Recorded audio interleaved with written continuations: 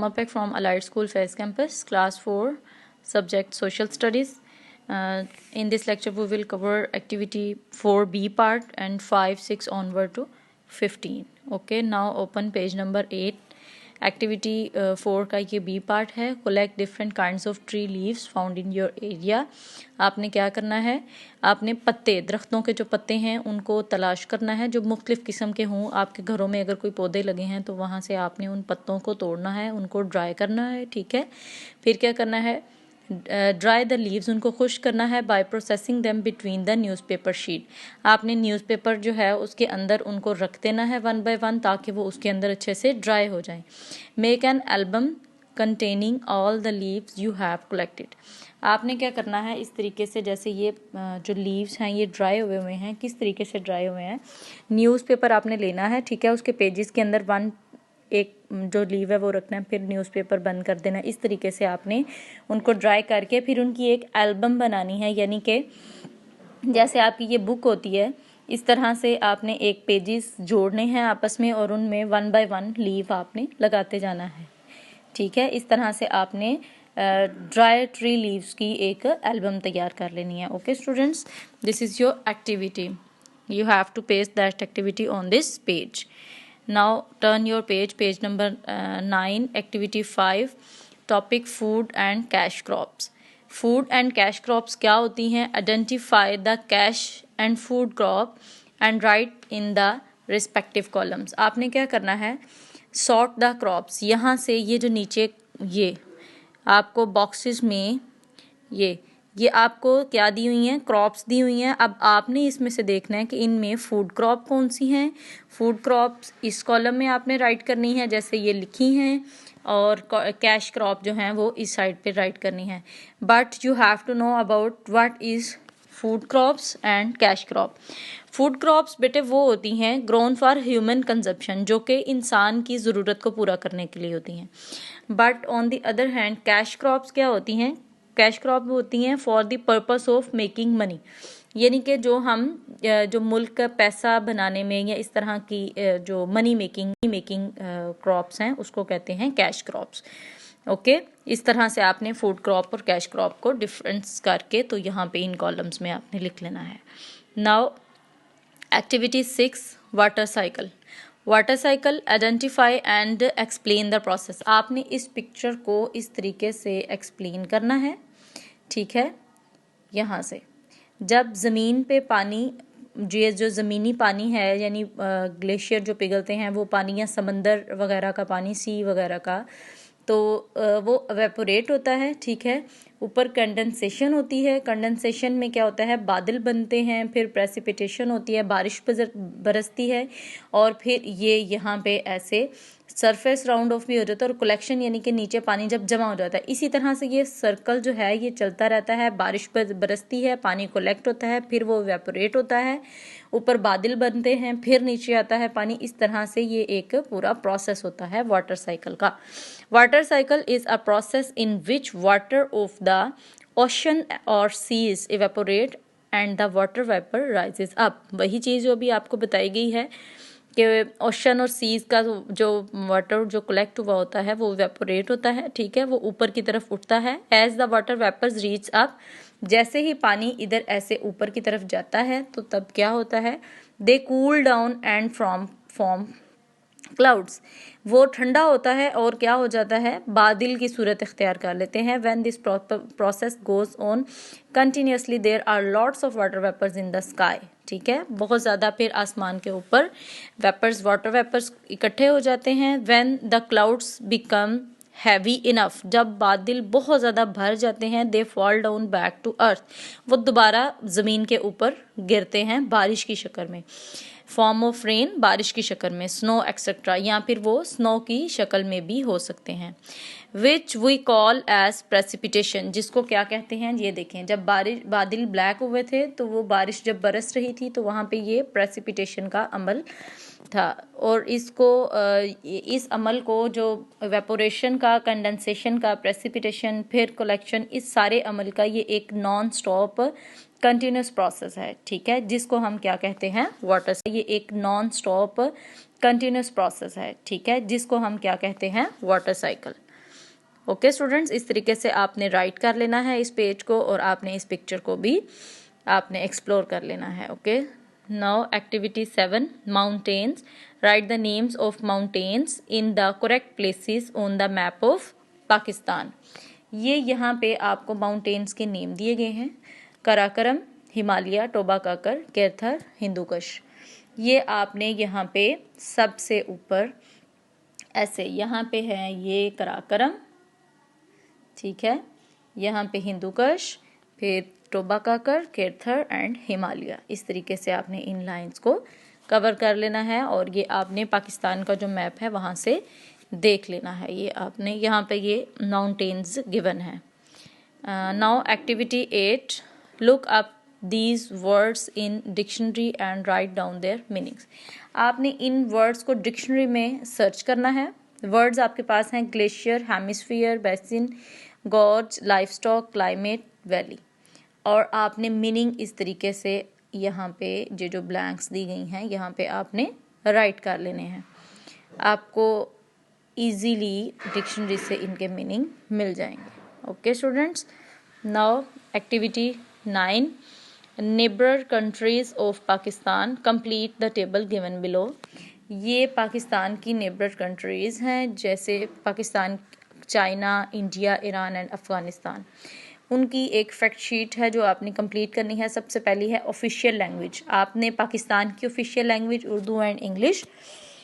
Basically बेटे आप लोग यहाँ पे कंफ्यूज होंगे कि उर्दू जो है वो हमारी नेशनल लैंग्वेज है, ठीक है, और यहाँ पे इंग्लिश क्यों है, लेकिन यहाँ पे उन्होंने ऑफिशियल लैंग्वेज दी गई है, ठीक है, जो ऑफिशियली बोली जाती है ऑफिसेज में या हमें इंटरनेशनल कम्युनिकेशन करनी पड़ती है। तो इस तरह से जो लैंग्वेज यूज़ होती है ऑफिशियली किसी भी मुल्क की, तो वो कोई एक नहीं हो सकती, वो दो भी हो सकती हैं, बट नेशनल लैंग्वेज जो है वो एक ही है, हमारी उर्दू। यहाँ पे हमने ऑफिशियल लैंग्वेज लिखनी है। पाकिस्तान की वो है उर्दू एंड इंग्लिश, चाइना की है मैंडारिन, और इंडिया की भी इसी तरह से हिंदी एंड इंग्लिश, ईरान की पर्शियन, और अफगानिस्तान की पश्तो एंड दारी।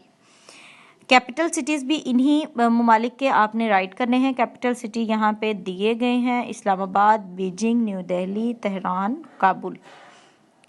Okay students, now activity 10, healthy foods. Colour the foods that are healthy. सबसे पहला पॉइंट क्या कह रहा है, colour the foods that are healthy. आपने इस तरीके से आपको जो लग रहे हैं फूड के हेल्दी हैं, आप अच्छे से इनको देखें सब फ्रूट्स को। यहाँ पे मैंने बनाना को कलर किया है that this is healthy, and strawberries को कलर किया है कि ये भी हेल्दी है। अब आपने इनमें और भी काफ़ी फूड ऐसे हैं जो हेल्दी हैं, उनको भी आपने कलर कर लेना है। पॉइंट 2 है, circle the food that you like. मुझे पसंद है एप्पल एंड फिश, मैंने 2 को सर्कल कर लिया। अब आपको भी अगर कोई और भी पसंद है इनमें से कोई हेल्दी फूड, तो आपने उनको भी सर्कल कर लेना है। बट थर्ड पॉइंट पे वो क्या कह रहे हैं, put and cross on the foods that are not healthy. आपने उन फूड को क्रॉस कर देना है जो कि हेल्दी नहीं। स्वीट्स यहाँ पे बनी हैं, कैंडीज बनी है, उनको क्रॉस करना है, और यहाँ पे जो आइसक्रीम है ये मुझे अनहेल्दी लगते हैं, ठीक है, not healthy, they are not healthy, so I cross. अब आपने इनमें से और भी चीज़ें तलाश करनी है। आपको पता है कि कौन सी हेल्दी हैं और कौन सी हेल्दी नहीं है और कौन सी आपको पसंद है। Okay students, this is activity 10 and activity 11, healthy habits. Select and write the foods which must be taken in the respective meal. आप ब्रेकफास्ट में क्या लेते हैं, ठीक है, वो यहाँ पे आपने राइट करना है। नीचे कॉलम्स में काफ़ी फूड आइटम्स उन्होंने लिखी हैं, जैसे हमारे पास स्क्रम्बल्ड एग है, इस तरह से सॉल्ट फिश है, फ्रेंच टोस्ट हैं, इस तरह से ये सारी यहाँ पे ये चीज़ें दी गई हैं। आपने यहाँ से अपने जो आप ब्रेकफास्ट में लेते हैं, मैंने तो लिखा है peanut butter sandwich, orange juice, और लंच में है ये सीसर सलाद, ग्रिल्ड चिकन एंड एस्पैरागस। और फूड को क्रॉस कर देना है जो कि हेल्दी नहीं। स्वीट्स यहाँ पे बनी हैं, कैंडीज बनी है, उनको क्रॉस करना है, और यहाँ पे जो आइसक्रीम है ये मुझे अनहेल्दी लिखते हैं, ठीक है, not healthy, they are not healthy, so I cross. अब आपने इनमें से और भी चीज़ें तलाश करनी है, आपको पता है कि कौन सी हेल्दी हैं और कौन सी हेल्दी नहीं है और कौन सी आपको पसंद है। Okay students, this is activity 10 and activity 11, healthy habits. Select and write the foods which must be taken in the respective meal. आप ब्रेकफास्ट में क्या लेते हैं, ठीक है, वो यहाँ पे आपने राइट करना है। नीचे कॉलम्स में काफ़ी फूड आइटम्स उन्होंने लिखी हैं, जैसे हमारे पास स्क्रम्बल्ड एग है, इस तरह से सॉल्ट फिश है, फ्रेंच टोस्ट हैं, इस तरह से ये सारी यहाँ पे ये चीज़ें दी गई हैं। आपने यहाँ से अपनी जो आप ब्रेकफास्ट में लेते हैं, मैंने तो लिखा है peanut butter sandwich, orange juice, और लंच में है ये सीसर सलाद, ग्रिल्ड चिकन एंड एस्पैरागस, और यहाँ पे डिनर में है सूप और पैनकेक्स वगैरह, ठीक है। Okay students, now activity 12, fruits and vegetables. Write the names of any 5 fruits and vegetables that are like to eat. Fruits, ठीक है, यहाँ पे ऊपर गलती से फूड लिखा गया था, आपने उसको क्रॉस करके फ्रूट्स लिख लेना है। फ्रूट्स के नेम आपने राइट करने हैं और इस तरीके से आपने यहाँ पे वेजिटेबल्स के नेम राइट कर लेने हैं।